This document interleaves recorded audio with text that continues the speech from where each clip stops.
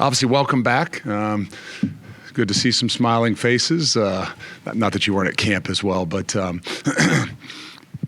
obviously great time. Week 1 of college football for us. Week 0 was last week, but week 1 of college football. And like everybody knows, a lot of unknowns. And I don't just mean about our opponents. I think that's the unique thing. Today's day and age of college football, I'd say a lot of people, in particular people that have new quarterbacks, a lot of things and unknowns, even after 30-some practices. For us, through all of spring football, a majority of our team, 30-some practices through fall camp, and still a lot of unknowns, just how things are really going to, how it's really going to, people are going to play together. And so it's an exciting time. It's a challenging time because even as you start to dive into your opponent, there's a lot of unknowns with them as well. That's like always been that way in game ones, but I think in particular, even for a team like Miami of Ohio, who I think I know a lot about, playing them every year. Chuck Martin's done a great job, I don't think, over the last 13 years. So there's some consistencies there, but still, as you go to personnel, same thing they're probably saying for us. There's a lot of unknowns as they look at what they're going to see and we look at what we're going to see. But ultimately, game 1 in particular, it's about focusing on yourself. And for us, it's about going out there. It's about us playing with some confidence and playing clean because, we got a lot to prove to ourselves and a lot to establish as we continue to move forward. But it can't get here fast enough. Mark? Luke, can you give us an update on Tucker Ashcraft and how's Jake Renfro in terms of what Tucker will not make it. I don't know if we officially know how long he'll be out for. Jake should be good. He's practiced, I think, the last 4 or 5 days. So he looks good and he looks healthy. So I feel like we're in a good place there. And I don't know that I think he's probably taken most of every rep. So hopefully that everything stays on pace there and Jake will be good to go. Luke, you mentioned the unknowns. Is that maybe the most challenging part of week 1? Or like how has that maybe changed throughout your coaching career, like the challenge of week 1? Week 1s are always different, right? I mean, whether it's new staffs, whether you're playing somebody that's new. I think just over the last 3 or 4 years of college football, just as much of turnover as you have, whether, at the quarterback position in particular, but just in general, as much turnover as you've had, there's a lot of unknowns. And like you said, it can help in a lot of ways. You got a lot of older guys. I mean, we got 30-some guys, 32, 34 guys that are technically in their last year of college football, which would make you a very old team, but yet very few of them have played together for significant time. And so with that being said, there's a lot of unknowns and how guys just kind of handle the situation, how they mesh together. So yes, it provides a lot of anxiety and uncertainty, but I couldn't have more confidence in just the way things have gone over the last 30-some practices from the leadership and how guys have been able to step up because we've, like everybody, we've had those injuries like we just talked about with Jake, who was out for a while, and other guys just have to step up, and so you get a lot of opportunities to see other guys together. This will be probably one of the first, full weeks where we've had what we feel like is, in particular, a starting group, or at least in particular, offensive line together as one. Jesse here, then we'll go to Steve. Luke, you have some familiarity with DeQuan Finn based on some previous portal evaluations. What stands out about him and the challenge you think he'll present in this opener? I mean, I think there's a lot of things. I think as you really kind of go back and look at him over history, obviously at Toledo, he's done a phenomenal job.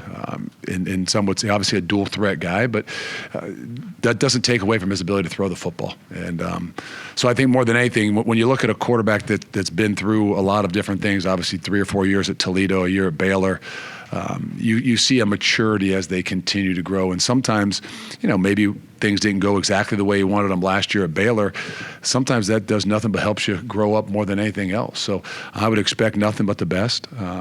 And you can watch, and we've watched and know a little bit more about him just because of, trying to look at him a couple years ago, that, I think he fits what they do in this system more like he did at Toledo than maybe he did at Baylor.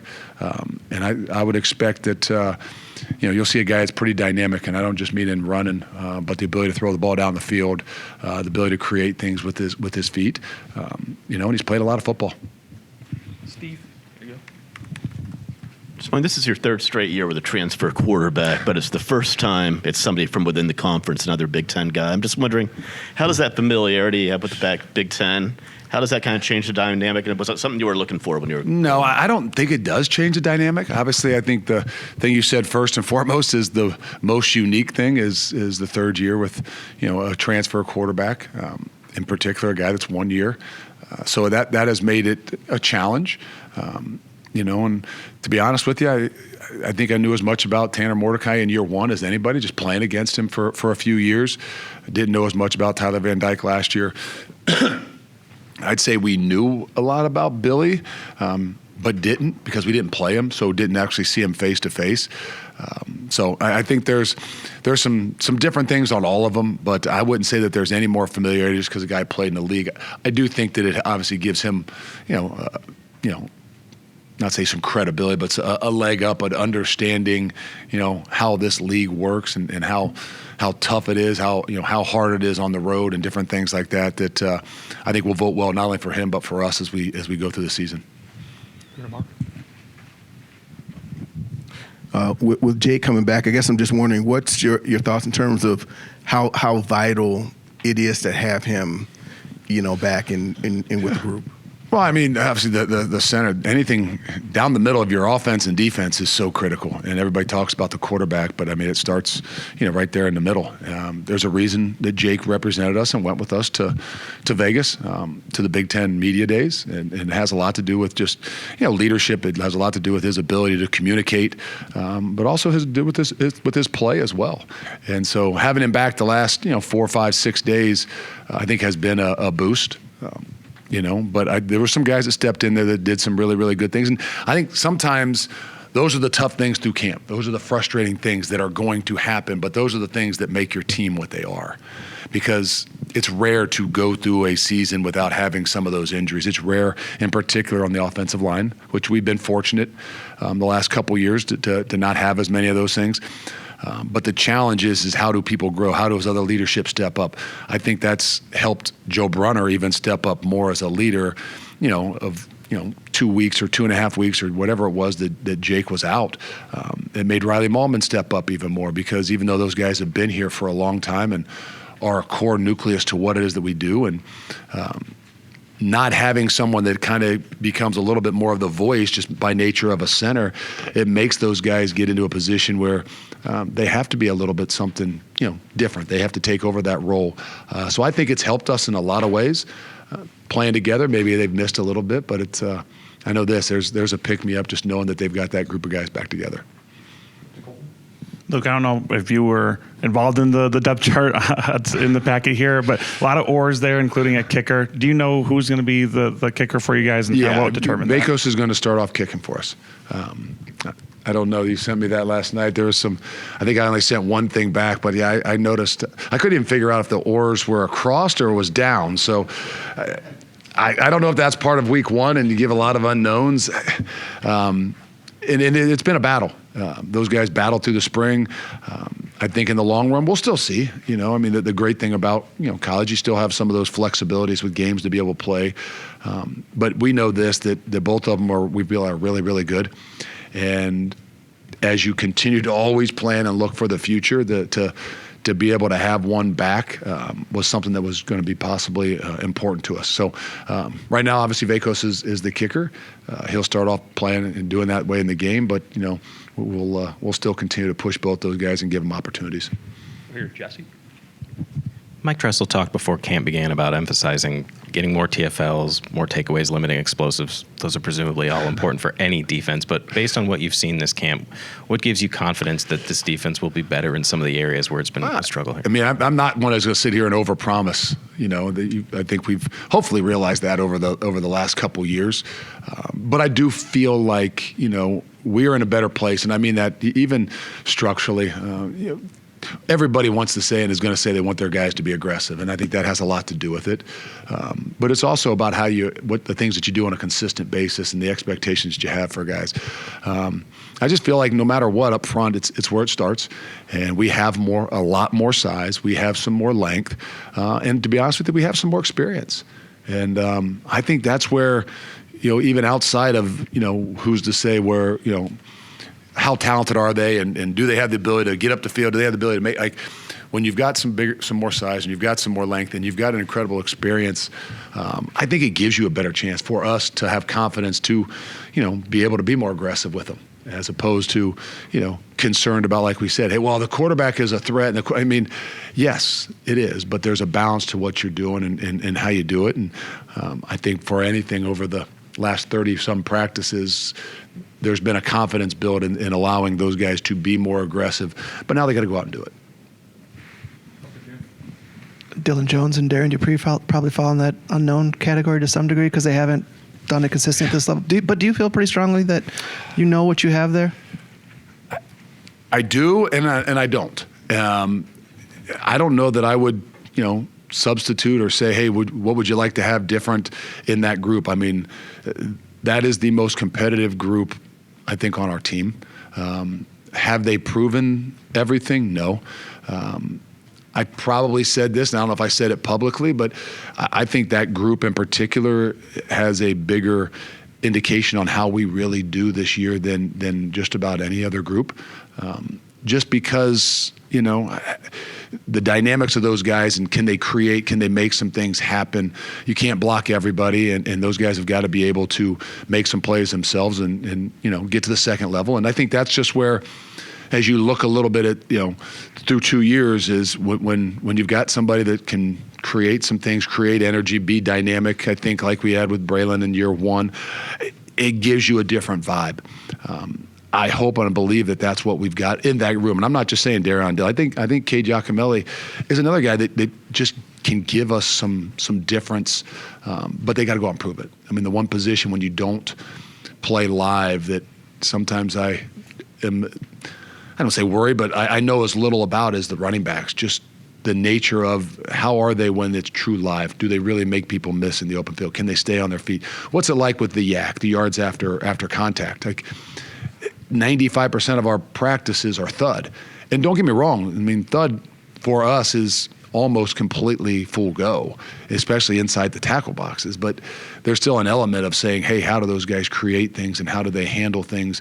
What is it like with the yards after contact? And I feel good, but another one of those situations where I'm not going to overpromise. Like I believe in those guys. I'm excited to see what they can do.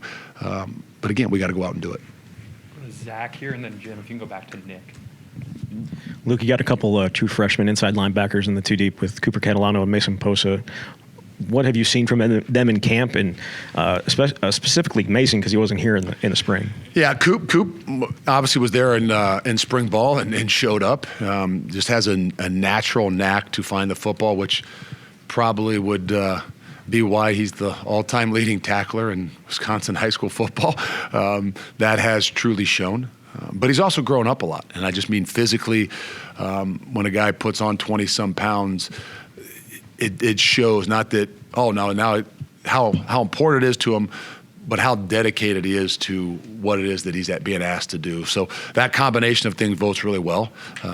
Obviously, Mason Posa has done a good job. Like, he wasn't here in the spring, and he came in, and there's some depth at that position, and he had to battle, and he didn't get half as many reps as Coop, but has shown up in a lot of situations. I don't know that I'd say both of them are not listed as oars, but are very viable options that you'll see on special teams, and I would say would have a role. And I don't just mean based on the game, like, are going to get these guys into play, and probably Coop a little bit more even so than Mason just yet. Just because of Tommy Heiberger and those guys are still, there's a couple guys at that will position, but are guys that we're going to definitely see throughout this entire season. Luke, kind of similar to Colton's question. Competition like at backup quarterback, no or listed. So Danny O'Neal, just what did he kind of do to separate himself a little bit? It's hard. I think as we went through camp, it was more trying to figure out how do you give the reps to the two quarterback, because we knew going into Billy was going to get the ones, and he needed an enormous amount of reps just with the new offense and things like that. And so as you were splitting reps with the twos, you're trying to find a way, say, how do we evaluate these guys? Sometimes the 2-0 line is, decimated and really thin and with a lot of young guys. So it's hard to evaluate those guys. So obviously Danny being here in the spring gave us a little bit better opportunity to see how he does in some live action. And then I think by the end of the camp, it's just the consistency, the ability to make plays. I think a little bit more familiarity with the offense. But I do feel like, look, I mean, we've got to be able to keep guys locked in. So whether it's 3 or so in the past couple of years, that room can get thin quick. But I think Danny has done a really good job. He's a smart football player that I think truly I will outplay his just normal ability of what people would think of him. Go John here and then back to Andrew. Speaking of the true freshmen, you also have Eugene, Cairo on the depth chart. Kind of what stood out to them, or what stood out about them in fall camp, and kind of what's your overall philosophy on playing these guys versus retaining those? Play them. Cairo's an interesting one in the sense that with all the things that has gone on Nizier and not knowing, he's been put in a position where he got an enormous amount of reps. And on both sides. So I think that those are the things that we kind of talk about of camp, of if there is a guy that goes down, that sometimes for the team, the best thing that happens is someone goes down and they only miss 3 weeks. They're not long term, but that puts a lot of pressure on other guys to step up because there can be a comfortability, right? Oh, I'm playing behind Rico Holman and I know he's going to play every game, as opposed to, hey, Rico twisted an ankle, Nye is not able to play. You're in there with a lot of young guys playing with the one. So he's done a great job of proving not only that he can do it, but he has the maturity to be able to handle the things that we're asking him to do. And the same case for Eugene. We saw some of those flashes in spring ball, but like a young guy, you see a little bit more of a roller coaster. And I think the thing I can say about Eugene is you saw a growth, meaning like you saw the flashes from the spring, but what you saw in fall camp was a consistency.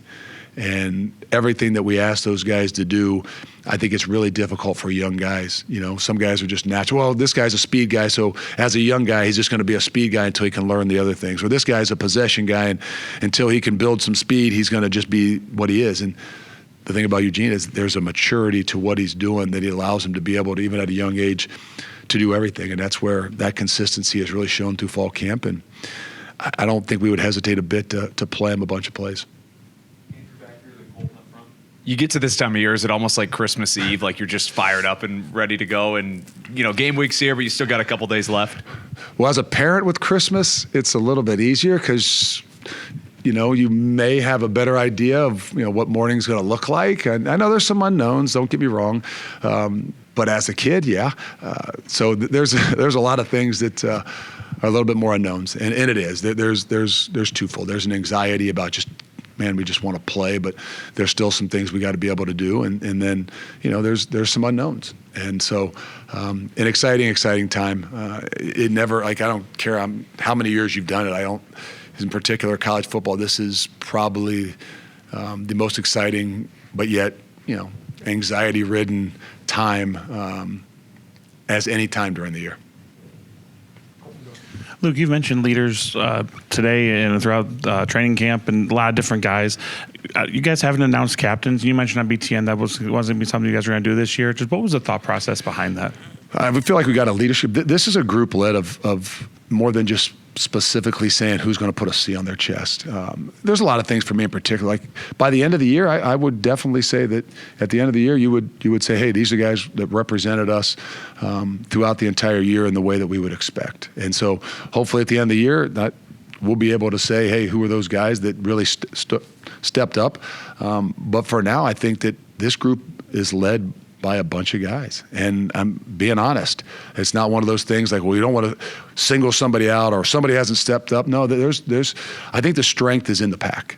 And so we have a leadership group of 14 guys that I really would say could be any of them. And, to me, that the challenge to those guys is there's a consistency to leadership that myself obviously haven't been a good enough example of, and that we haven't seen for 2 years.